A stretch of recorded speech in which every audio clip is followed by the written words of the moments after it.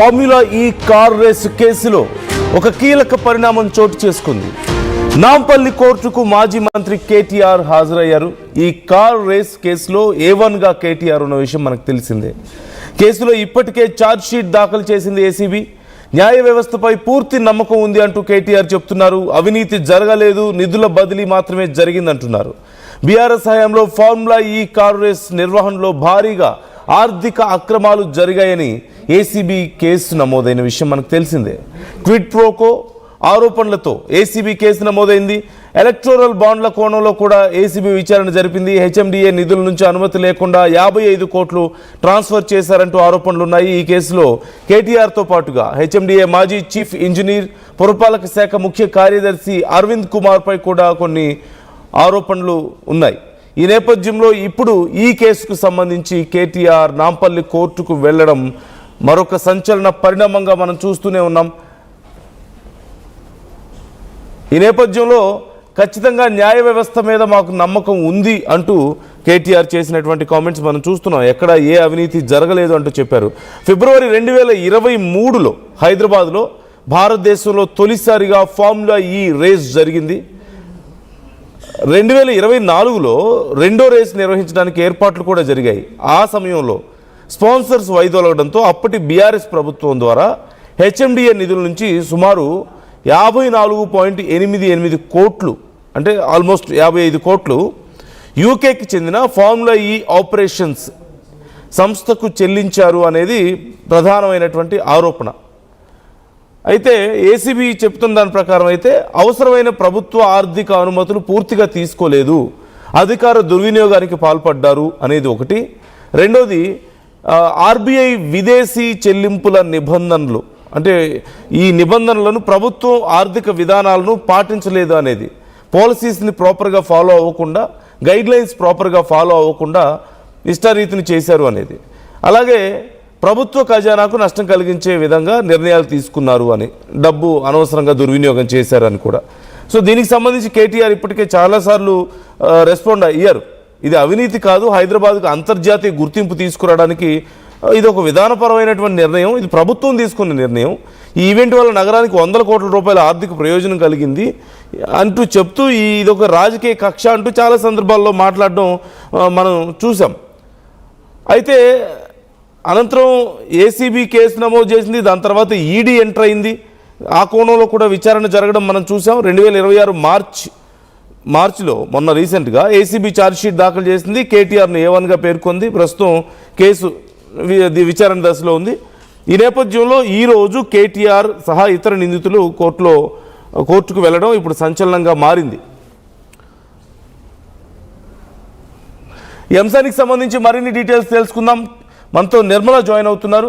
నిర్మల, కేటీఆర్ నాంపల్లి కోర్టుకు వెళ్ళడం అనేది చాలా కీలక పరిణామంగా కనిపిస్తోంది.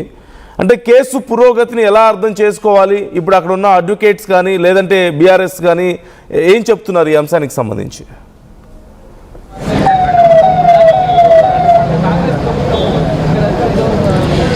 ఎస్ నందు, ఇప్పుడైతే ప్రస్తుతము మరి కేటీఆర్ అయితే కోర్టులో హాజరవ్వడానికి రావడం కూడా జరిగింది. మరి ఈ ఫార్ములా కేసుకి సంబంధించి కూడా ఇక్కడ ఏం జరగబోతుంది అని చెప్పేసి తెలుసుకోవడానికి మనతో పాటు ఈగల్ సెల్ అడ్వకేట్ ఉపేందర్ గారు ఉన్నారు. అడిగి తెలుసుకునే ప్రయత్నం చేద్దాము.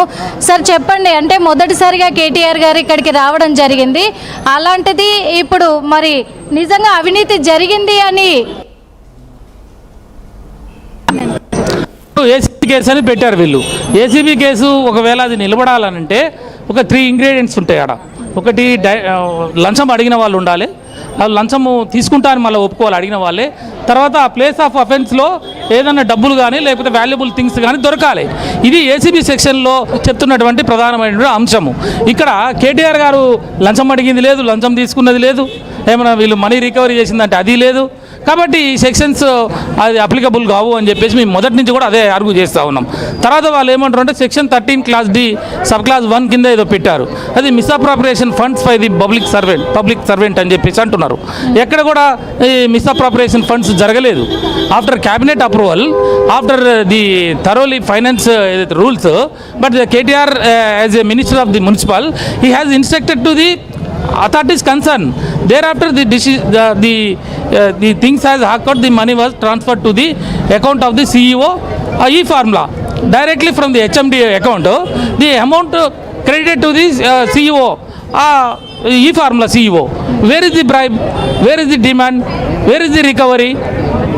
అంటే ఇప్పటి వరకు కూడా ఏసీబీ ముందు కూడా హాజరు అవ్వడం కూడా జరిగింది. ఏసీబీ డిపార్ట్మెంట్ కూడా అక్కడ ముందర హాజరయ్యారు. అదేవిధంగా కూడా ఇక్కడ చూసుకున్నట్లయితే 55 కోట్ల కుంభకోణం అనేది జరిగింది కాబట్టే ఇక్కడ కోర్టుకు హాజరు కావాల్సిన అవసరం అయితే ఉంది అని ఓ పక్క కోర్టు కూడా చెప్తూ ఉన్నప్పటికీ కూడా ఇక్కడ మరి కేటీఆర్ గారు కావచ్చు, ఇటు బీఆర్ఎస్ కార్యకర్తలు కావచ్చు, ఎటువంటి కుంభకోణం జరగలేదు. కావాల్సిన ప్రతిపక్షమే ఇప్పుడు అధికార పక్షమే ఇట్లా కుట్రకోణం పన్నింది అని అంటున్నారు. ఇప్పుడు అవును, 100% అధికార పక్షం కావాలని వేధిస్తున్నటువంటి కేసులు ఇవి. కేటీఆర్ గారి యొక్క కీర్తి ప్రతిష్టలను దిగదార్చడానికి చేస్తున్నటువంటి ప్రయత్నము. మొదటి నుంచి కూడా కేటీఆర్ గారు ఫస్ట్ నుంచి అదే చెప్తా ఉన్నాడు. బీయింగ్ ఏ మినిస్టర్గా తెలంగాణ రాష్ట్రం యొక్క హైదరాబాద్ యొక్క కీర్తి ప్రతిష్టల్ని అంతర్జాతీయ స్థాయిలో నిలబెట్టాలని ఆ రోజు మీ ఫార్ములా ఈ ఏదైతే తీసుకున్న కాంట్రాక్ట్ ఆగిపోవద్దని చెప్పి ప్రపంచమంతా మన వైపు చూస్తుంది. పెట్టుబడులు వస్తూ ఉన్నాయి.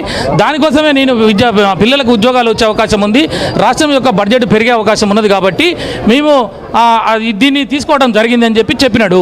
కాబట్టి వాళ్ళు ఏమంటున్నారు అంటే ఇక్కడ కుంభకోణం అని చెప్పేసి 55 కోట్లు మిస్అప్రాపరేషన్ ఫండ్స్ అని. ఎక్కడ misappropriation funds? Amount should not credited to the KTR account, amount should not credited to the IAS officer Arvind Kumar. Amount should not credited to the SLN Reddy, the former engineer of the HMDA. But this amount directly credited to the CEO of the E-formula. Where is the misappropriation of funds? How this case is tenable before the honorable courts? But only furthy case, only false case, only baseless case. Wantedly they have registered case against the KTR and they are harassing the opposition leaders. This is only political vendetta. This case is not tenable before this ACB court also as well as the High Court also. 100%. We have pleaded before the honorable High Court. They, after hearing both sides, the honorable High Court passed the interim order in favor of the KTR. లోపల ఎటువంటి questions అడిగే అవకాశం? Here there should be a no question. Here only for appearance the case is posted. But after this ACB case, ACB has filed a charge sheet and the documentary evidence. After careful consideration, after careful read by the court, thereafter the court will frame the charges. Thereafter trial will commence. Okay. Until unless there is no questions. No question. We are here. High Court, one case is pending before the honorable court. We filed a quash petition before the honorable High Court. We argued before the honorable High Court. There is no legality. We filed a quash petition. That case is posted for hearing on the basis of charges.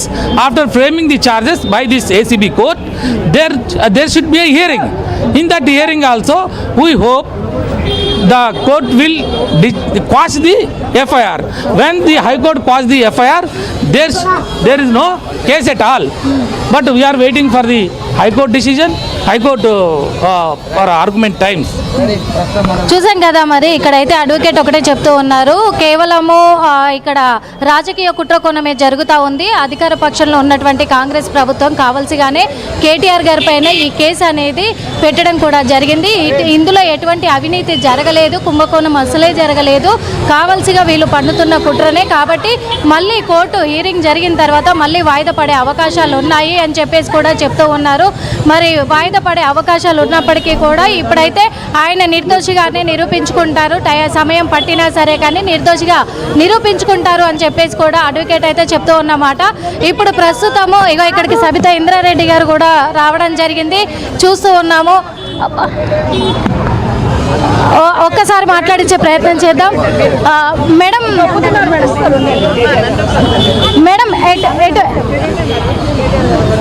Madam ఇక్కడ మొత్తం కూడా కుంభకోణం జరిగింది అని అంటున్నారు. మరి ఇదంతా కూడా రాజకీయ కుట్రకోణమే అంటున్నారు. ఒక మాటలో మీరు ఏం చెప్తారు మేడం?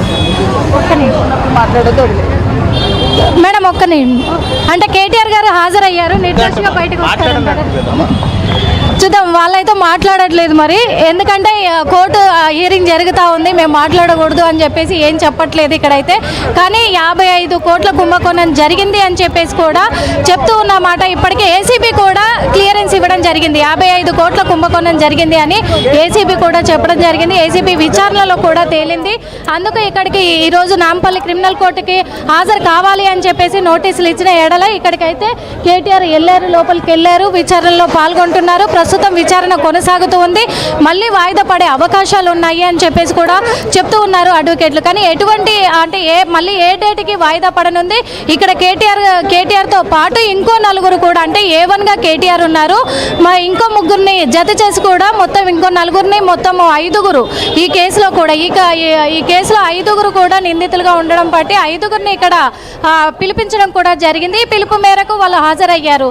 లోపల జరుగుతుంది, ఎటువంటి క్వశ్చన్స్ కూడా సంధించబోతున్నారు